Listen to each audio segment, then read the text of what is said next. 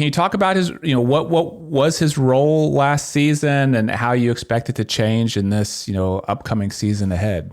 Sure. Well, last year, Charlotte FC had a new coach, Dean Smith, come over from the Premier League and kind of revamp the way they played, more of a, hold tight defensively, take your turnovers when you get them in transition, and then just sort of let things develop naturally. He took a liking to Patrick early on in the process.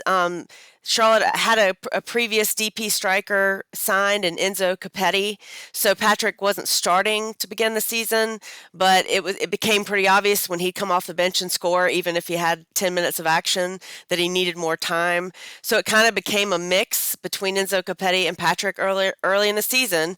Patrick was more fruitful, so Charlotte parted ways with Capetti. That tells you a little bit about the value of Agyemang.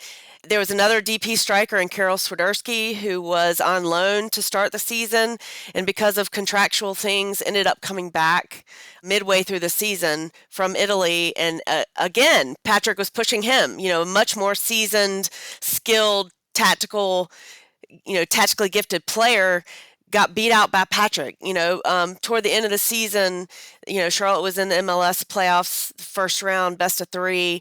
Patrick was starting the pivotal game, and Carroll Walton was coming off the bench. So I think it was a combination of new coach, new system, and Dean Smith. His personality is that he's been open to young players. He developed Jack Grealish. He'll let the skills speak, the talent speak, and he loved Patrick's size, his ability to match up with center backs. Even the most experienced center backs weren't quite sure how to handle him.